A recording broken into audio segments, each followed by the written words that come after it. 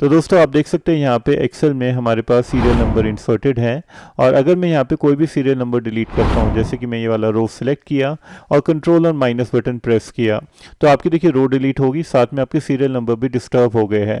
मतलब 1 2 3 आया, उसके बाद यहाँ पे डायरेक्टली 5 आ रहा है, मतलब फोर्थ वाली रो डिलीट हो गई और साथ में सीरियल नंबर भी डिलीट हो गया है।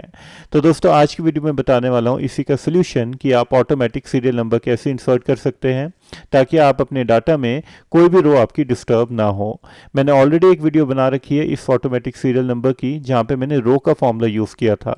लेकिन दोस्तों आज मैं आपको बताऊंगा कि आप सब टोटल के फॉर्मूला से अपने ऑटोमेटिक सीरियल नंबर कैसे इंसर्ट कर सकते हैं। तो नमस्कार दोस्तों, मैं रितेश आप सबका स्वागत करता हूं एक्सेल लर्निंग के चैनल में। और ऐसे Excel related tips and tricks के लिए हमारे चैनल को लाइक शेयर और सब्सक्राइब करना दोस्तों मत भूलना।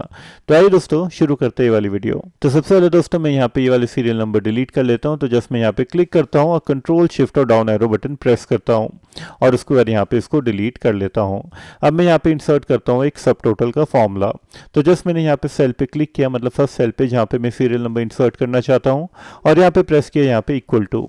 उसके बाद मैं यहाँ पे लिखता हूँ सब टोटल, ठीक है, और टैब बटन प्रेस करता हूँ। उसके बाद ये पूछेगा आपने कि कौन सा फॉर्मूला यहाँ पे इंसर्ट करना चाहते हैं।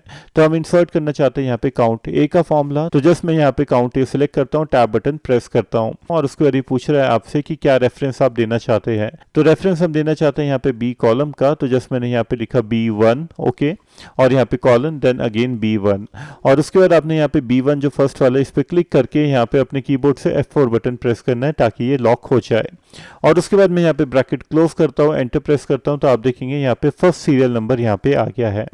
अब जस्ट मैं अपना कर्सर यहाँ पे बिल्कुल एंड में लेके जाता हूँ, तो देखिए प्लस में यहाँ पे बदल गया है और यहाँ पे मैं डबल क्लिक करता हूँ, तो आप देखेंगे आपके सारे सीरियल नंबर इंसर्ट हो गए हैं आपके डाटा में। अब मैं अगर यहाँ पे कोई भी रो डिलीट करता हूँ, जैसे कि मैंने इसको सिलेक्ट किया ये वाली रो और कंट्रोल और माइनस बटन प्रेस किया, तो आप देखेंगे आपके सीरियल नंबर यहाँ पे डिस्टर्ब नहीं हुए हैं, सेम ऑर्डर में एज इट इज रहे जैसे ये पहले थे। तो दोस्तों कैसी लगी आपको ये वाली टिप, कमेंट करके जरूर बताना। और ऐसी एक्सेल से रिलेटेड टिप्स एंड ट्रिक्स के लिए हमारे चैनल को लाइक शेयर और सब्सक्राइब करना दोस्तों मत भूलना। मिलते हैं दोस्तों नेक्स्ट वीडियो में। Until then goodbye, take care.